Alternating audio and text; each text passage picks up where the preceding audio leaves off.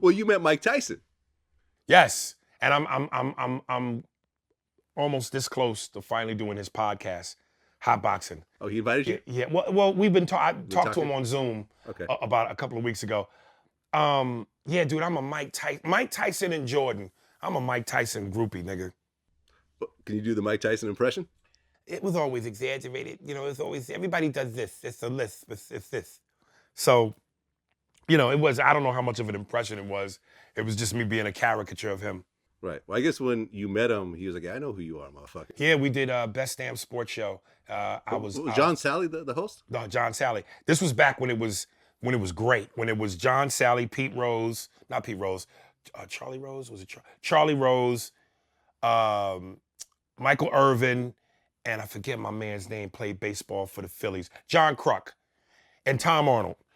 And I went on there and I did a couple of joints with them, and they liked it so well, they were like, yo, we want to extend you through the summer. We want you to come every day for the next 2 months. So I did pretty much my whole run, and then towards my last week, they announced the next week when I would be done, yo, Mike's coming.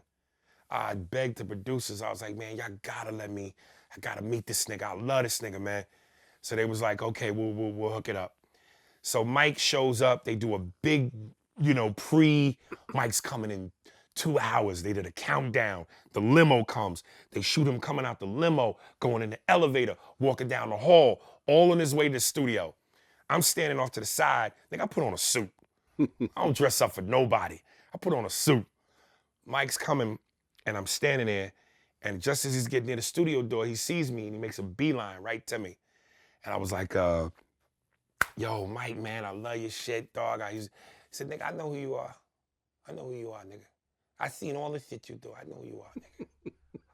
Because you used to parody him on Mad TV, right? Oh, we went for the jugular, nigga. The shit we would do. See, and this is the thing, too. On Mad TV, we weren't nice about anything. There were celebrities who didn't want to do the show just because we went too hard. Like, we went hard on you. So, yeah, I hit Mike hard a few times. But Mike's a different dude now. He's found his feng shui. Yeah. He's mellowed the fuck out. But don't get it twisted. You could see the twinkle of rape in his eye. You know what I mean? He's still capable of taking them draws, nigga, without it being consensual. Yeah, I'm not touching that. You mentioned Jordan, and we talked about John Salley. Yeah. Well, John Salley went on my show, as he said in other interviews, and he said that Jordan is not the most skilled player that he's ever played with. I think Scottie is more skilled than all of them. Scottie Pippen is probably the most skilled player I've ever played with. Really? Yeah. And his hands come to his shins. Okay? Standing straight up. John, stop, nigga. He said it's Scottie Pippen. I don't take anything a Piston says seriously. Mike. But he was a Bull as well. No, he was a free rider, the motherfucker. I love John. I know John. John, I love you, but nigga, stop. That motherfucker went along for the ride. John wasn't Spider Salley when he played in Chicago. He was just John Salley. What are the Pistons supposed to say? Come on, man. Like, it's interesting. This morning, I was looking through Instagram, and there was a thing I saw where basically they were getting a bunch of NBA players' opinion as to who's the greatest player. Mm-hmm. Of the 5 they interviewed, all of them said LeBron, one of which was Bill Laimbeer. Huh. Nigga, word. What do you expect a Piston to say? And it's amazing. It's like once you step out of the spotlight, once you're no longer in that place where people look at you in awe, people can't wait to throw dirt on you.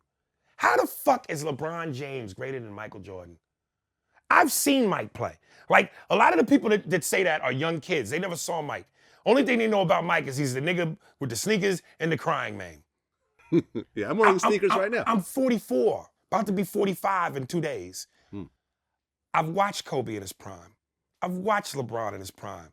I've seen MJ in his prime.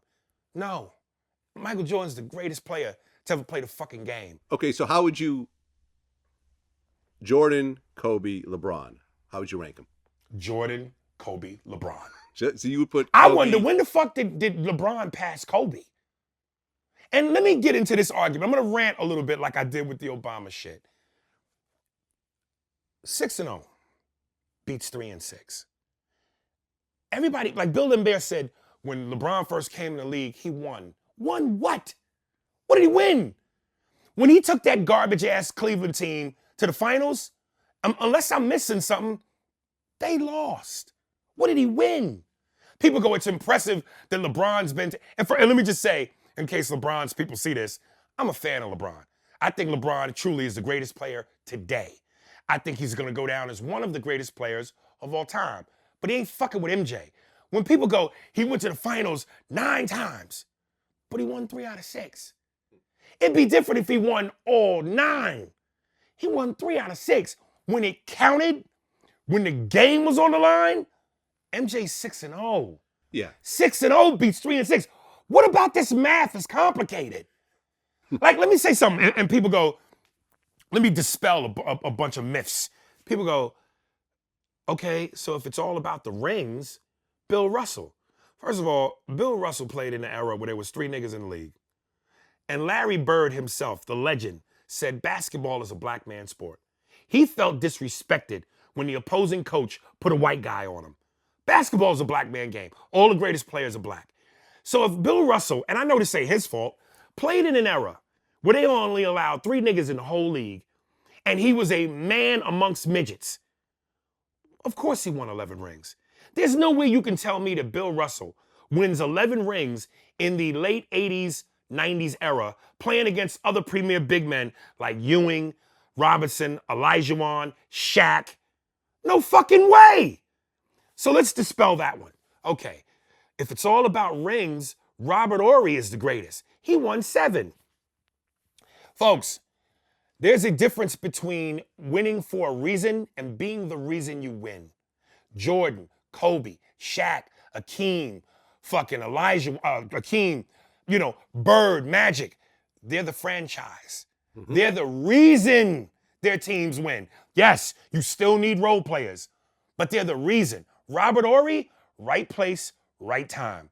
Akeem Olajuwon, David Robinson, Tim Duncan, Shaq and Kobe. He won for a reason. There's a difference. Kareem Abdul-Jabbar. Well, Kareem's the GOAT. He got 6 rings, and he's the #1 leading scorer.